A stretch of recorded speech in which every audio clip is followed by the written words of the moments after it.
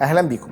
هنتكلم النهارده عن نضاره الوش. انا دكتور وائل يحيى، وعلى راي اللي قال عايشني زماني واياك من تاني. نبدا من الاول خالص. ايه اللي بيحصل ما بين 20 و30 و40؟ صيف ورا صيف ورا صيف، حمل او عدم وجود حمل، ارهاق، تعب من بره لجوه كده. الطبقات دي بتقل شويتين، بيحصل شويه جفاف في البشره، بنبتدي نفقد اللمعه اللي موجوده في جسمنا، بيبتدي يحصل شويه التجاعيد الخفيفه قوي اللي بتبقى موجوده. دي بتضايق الستات بوجه عام الحقيقه، وبدات تبان جدا ان النهارده طالع الترند بتاع النون ميك اب.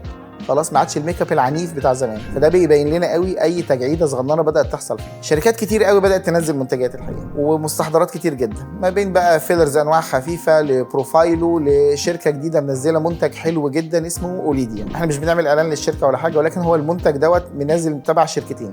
الاصل فيهم ان هو فرنساوي، ولكن اللي موجود عندنا هنا في مصر جزء منه كوري، ده كويس، الجزء الصيني وحش قوي، وفي منتج تاني برضو نازل اعلى منه شويتين حلو قوي. بيعمل ايه بقى ده؟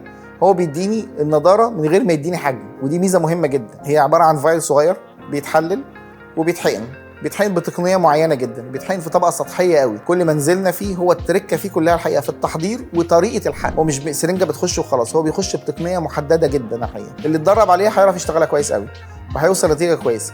ميزته الاساسيه في ايه؟ واحد، بيعيد لي النضاره.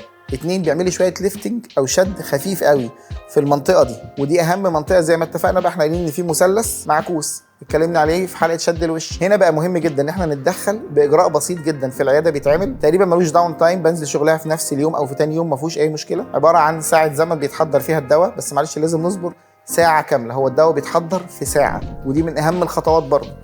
نرجع ونقول تاني، المنتج الكويس في المكان الكويس مع الدكتور الكويس بوصل بيه لاحسن نتيجه. نصيحه، ما نستخدمش المنتجات الصيني غير معلومه المنشا. مش كل المنتجات الصيني اللي في مصر لا حلوه ولا وحشه. في شركات توكيلات محترمه دي موجوده، انما سرنجه جايه لي في شنطه دي لا. وهو الدواء زي ما اتفقنا بيتحضر في ساعه زمن، الساعه دي انا شايف قدامي الدواء موجود. التقنيه بتاعه الحقن بقى والكلام ده بتختلف من دكتور لدكتور، بس المهم ان الحقنه دي نتيجتها حلوه جدا. كان معاكم دكتور وائل يحيى، اشوفكم الحلقه الجايه ان شاء الله.